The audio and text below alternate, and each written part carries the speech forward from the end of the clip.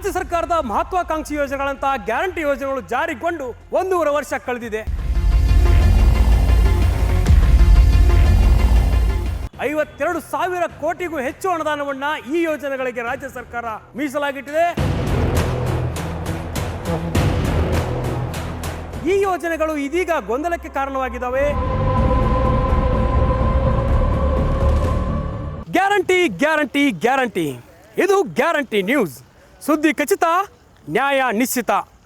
ರಾಜ್ಯ ಸರ್ಕಾರದ ಮಹತ್ವಾಕಾಂಕ್ಷಿ ಯೋಜನೆಗಳಂತಹ ಗ್ಯಾರಂಟಿ ಯೋಜನೆಗಳು ಜಾರಿಗೊಂಡು 1.5 ವರ್ಷ ಕಳೆದಿದೆ. 52,000 ಕೋಟಿಗೂ ಹೆಚ್ಚು ಅನುದಾನವನ್ನು ಈ ಯೋಜನೆಗಳಿಗೆ ರಾಜ್ಯ ಸರ್ಕಾರ ಮೀಸಲಾಗಿಟ್ಟಿದೆ.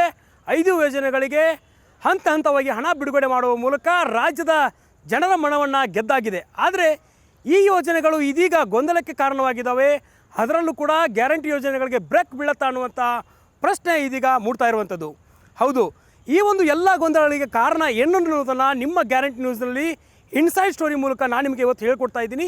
ಇವತ್ತು ರಾಜ್ಯಾದ್ಯಂತ ಈ ಗ್ಯಾರಂಟಿ ಯೋಜನೆಗಳ ಗೊಂದಲಕ್ಕೆ ಕಾರಣ ಆಗಿರೋದು ಆಹಾರ ಸಚಿವ ಮುನಿಯಪ್ಪ ಅವರ ಒಂದು ಹೇಳಿಕೆ. ಹೌದು, ದೆಹಲಿಯಲ್ಲಿ ಈ ಒಂದು ಅನ್ನಭಾಗ್ಯ ಅಕ್ಕಿಯ ಒಂದು ವಿಚಾರಕ್ಕಾಗಿ ಕೇಂದ್ರ ಆಹಾರ ಸಚಿವ ಪ್ರಹ್ಲಾದ್ ಜೋಶಿ ಅವರನ್ನು ಭೇಟಿ ಮಾಡಿದಂಥ KH ಮುನಿಯಪ್ಪ ಅವರು ಗ್ಯಾರಂಟಿ ಯೋಜನೆಗಳ ಪರಿಶೀಲನೆಯನ್ನು ಮಾಡ್ತೀವಿ, ಅದರಲ್ಲೂ ಕೂಡ ಏನು ಅಕ್ಕಿ ವಿತರಣೆಯನ್ನು ಮಾಡ್ತಾ ಇದ್ದೀವಿ, ಅಕ್ಕಿ ವಿತರಣೆಯಲ್ಲಿ ನಾವು ಕೆಲವೊಂದಿಷ್ಟು ಬದಲಾವಣೆಗಳನ್ನ ಮಾಡ್ತೀವಿ, ಅಕ್ಕಿಯ ಬದಲು ಬೇಳೆಕಾಳು ಮತ್ತು ಇತರೆ ವಸ್ತುಗಳನ್ನು ಹಂಚಿಕೆ ಮಾಡ್ತೀವಿ ಅನ್ನುವಂಥ ಮಾತನ್ನು ಒಂದು ಕಡೆ ಹೇಳಿದರೆ, ಇನ್ನೊಂದು ಕಡೆ ಈ ಗ್ಯಾರಂಟಿ ಯೋಜನೆಗಳಿಗೆ ಪರಿಷ್ಕರಣೆ ಆಗಲೇಬೇಕು ಅನ್ನುವಂತಹ ವಿಚಾರವನ್ನು ಇವತ್ತು ಚರ್ಚೆಗೆ ತಂದಿಟ್ಟಿದ್ದಾರೆ. ಅದರಲ್ಲೂ ಕೂಡ ಏನು ರಾಜ್ಯ ಸಚಿವರಾದಂಥ ಸತೀಶ್ ಜಾರಕಿಹೊಳಿ ಅವರು ಕೂಡ ಗ್ಯಾರಂಟಿ ಯೋಜನೆಗಳ ಪರಿಷ್ಕರಣೆ ಆಗಬೇಕು, ಅದರಲ್ಲೂ ಕೂಡ ಈ ಒಂದು ಗ್ಯಾರಂಟಿ ಯೋಜನೆಗಳು ಶ್ರೀಮಂತರ ಪಾಲಾಗ್ತಾ ಇದ್ದಾವೆ, ಶ್ರೀಮಂತರಿಗಾಗಿ ಮಾಡಿರುವಂತಹ ಯೋಜನೆ ಇದಲ್ಲ, ಬಡವರಿಗಾಗಿ ಕಷ್ಟದಲ್ಲಿರುವ ಜನರಿಗೋಸ್ಕರ ಈ ಯೋಜನೆಗಳನ್ನು ನಾವು ಜಾರಿಗೆ ತಂದಿದ್ದೇವೆ. ಇದರಲ್ಲಿ APL ಕಾರ್ಡ್ ಹೊಂದಿರುವಂಥ ಜನರಿಗೂ ಕೂಡ ಈ ಯೋಜನೆಗಳ ಲಾಭ ಸಿಗ್ತಾ ಇದೆ. ಆ ಒಂದು ಲಾಭವನ್ನು ನಾವು ಕತ್ತರಿ ಹಾಕಿದರೆ ನಮಗೆ 20,000 ಕೋಟಿಗೂ ಹೆಚ್ಚು ಅನುದಾನ ಉಳಿಯುತ್ತೆ ಅನ್ನುವಂಥ ಮಾತನ್ನು ಹೇಳಿದ್ದಾರೆ. ಈ ಒಂದೆರಡು ಸ್ಟೇಟ್ಮೆಂಟ್ಗಳು ಇವತ್ತು ರಾಜ್ಯ ಸರ್ಕಾರದ ಗ್ಯಾರಂಟಿ ಯೋಜನೆಗಳಿಗೆ ಬ್ರೇಕ್ ಬೀಳುತ್ತಾ ಅನ್ನುವಂಥ ಗೊಂದಲಕ್ಕೆ ಕಾರಣ ಆಗಿದ್ದಾವೆ. ಅದರಲ್ಲೂ ಕೂಡ ಈ ವಿಚಾರಕ್ಕೆ ಸಂಬಂಧಪಟ್ಟಂತೆ ರಾಜ್ಯಾದ್ಯಂತ ಸಾಕಷ್ಟು ವಿಚಾರ ಚರ್ಚೆ ಆಗ್ತಾ ಇದೆ. ಅದರಲ್ಲೂ ಕೂಡ ಸಚಿವ ಸಂಪುಟದ ಸದಸ್ಯರು ಕೂಡ ಈ ವಿಚಾರಕ್ಕೆ ಸಂಬಂಧಪಟ್ಟಂತೆ ಪ್ರತಿಕ್ರಿಯೆಯನ್ನು ನೀಡ್ತಿದ್ದಾರೆ. ಅದರಲ್ಲೂ ಕೂಡ ಸತೀಶ್ ಜಾರಕಿಹೊಳಿ ಅವರು ಒಂದು ಬ್ರೇಕ್ ಹಾಕಬೇಕು, ಅದರಲ್ಲೂ ಕೂಡ ಪರಿಷ್ಕರಣೆ ಮಾಡಲೇಬೇಕು ಅಂತ ಒತ್ತಾಯವನ್ನು ಮಾಡ್ತಾ ಇದ್ದರೆ, ಇತ್ತ ವಸತಿ ಸಚಿವ ಜಮೀರ್ ಅಹಮದ್ ಖಾನ್ ಅವರು ಈಗಾಗಲೇ ಈ ಯೋಜನೆಗಳ ಹಣ ರಾಜ್ಯದ ಜನರಿಗೆ ಸಿಗ್ತಾ ಇದೆ, ಅದರಲ್ಲೂ ಕೂಡ ಯೋಜನೆಗಳು ಅನುಷ್ಠಾನ ಆಗಿದ್ದಾವೆ, ಅವುಗಳನ್ನು ಬದಲಾವಣೆ ಮಾಡಲ್ಲ ಅಂತ ಒಂದು ಕಡೆ ಹೇಳಿದರೆ, ಅರಣ್ಯ ಸಚಿವ ಈಶ್ವರ್ ಖಂಡ್ರೆ ಅವರು ಹೇಳ್ತಾರೆ CM ಸಿದ್ದರಾಮಯ್ಯನವರೇ ಈ ಯೋಜನೆಗಳನ್ನು ನಾವು ಮುಂದುವರಿಸ್ತೀವಿ, ಯಾವುದೇ ಕಾರಣಕ್ಕೂ ಈ ಯೋಜನೆಗಳು ನಿಲ್ಲಲ್ಲ ಅನ್ನುವಂಥ ಮಾತನ್ನು ಸಿದ್ದರಾಮಯ್ಯನವರು ಹೇಳಿರುವಂಥ ಹೇಳಿಕೆಯನ್ನು ಇಟ್ಕೊಂಡು ಸ್ಪಷ್ಟೀಕರಣವನ್ನು ನೀಡುವಂಥ ಕೆಲಸವನ್ನು ಮಾಡ್ತಿದ್ದಾರೆ.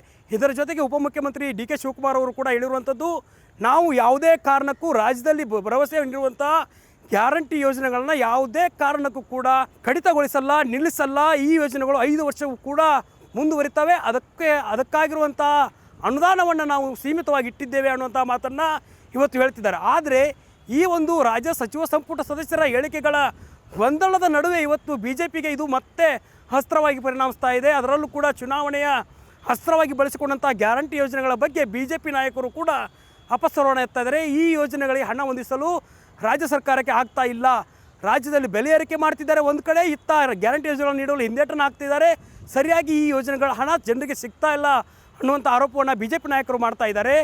ಈ ಒಂದು 1.5 ವರ್ಷದ ಕಾಲ ಜನರಿಗೆ ಏನು ಈ ಯೋಜನೆಗಳ ಲಾಭ ಸಿಗ್ತಾ ಇದೆ, ಅದರ ಜೊತೆಗೆ ಈ ಯೋಜನೆಗಳಿಗೆ ಹಣ ಹೊಂದಿಸಲು ಆಗ್ತಾ ಇಲ್ಲ ಅನ್ನುವಂಥ ಆರೋಪವನ್ನು BJP ನಾಯಕರು ಮಾಡ್ತಾ ಇದ್ದಾರೆ. ಸಿದ್ದರಾಮಯ್ಯನವರು ಉಪಮುಖ್ಯಮಂತ್ರಿ ಅಂತ DK ಶಿವಕುಮಾರ್ ಅವರು ಯಾವುದೇ ಕಾರಣಕ್ಕೂ ನಾವು ಈ ಯೋಜನೆಗಳನ್ನು ನಿಲ್ಲಿಸಲ್ಲ ಅನ್ನುವಂಥ ಮಾತನ್ನು ಹೇಳ್ತಿದ್ದಾರೆ. ಅದರಲ್ಲೂ ಕೂಡ ಪ್ರಮುಖವಾಗಿ ನಾವು ಗಮನಿಸಬೇಕು ಅಂತಂದರೆ, ಈ ಗ್ಯಾರಂಟಿ ಯೋಜನೆಗಳ ಲಾಭ ರಾಜ್ಯದ ಜನರಿಗೆ ಆಗ್ತಾ ಇದೆ, ರಾಜ್ಯದ ಜನರು ಕೂಡ ಈ ಯೋಜನೆಗಳ ಲಾಭವನ್ನು ಪಡೆದುಕೊಂಡಿದ್ದಾರೆ. ಅದರ ಜೊತೆಗೆ ಕಾಂಗ್ರೆಸ್ ಪಕ್ಷಕ್ಕೂ ಕೂಡ ಒಂದು ಮತ ಸೆಳೆಯುವ ನಿಟ್ಟಿನಲ್ಲಿ ಈ ಯೋಜನೆಗಳು ಲಾಭವನ್ನು ತಂದುಕೊಟ್ಟಿದ್ದಾವೆ ಅನ್ನುವಂಥ ಮಾತನ್ನು ಸಚಿವ ಸಂಪುಟದ ಸದಸ್ಯರು ಕೂಡ ಹೇಳ್ತಾ ಇರುವಂಥದ್ದು.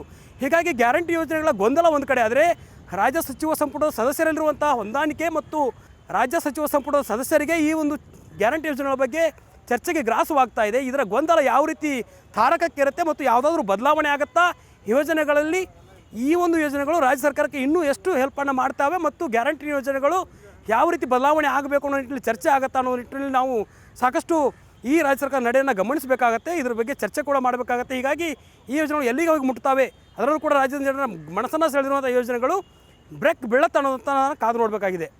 ಕ್ಯಾಮ್ರಾ ಪರ್ಸನ್ ಗಿರಿಬಾಬು ಜೊತೆ ದುರ್ಗೇಶ್ ನಾಯಕ, guarantee news, Bengaluru. Guarantee news, ಸುದ್ದಿ ಖಚಿತ, ನ್ಯಾಯ ನಿಶ್ಚಿತ.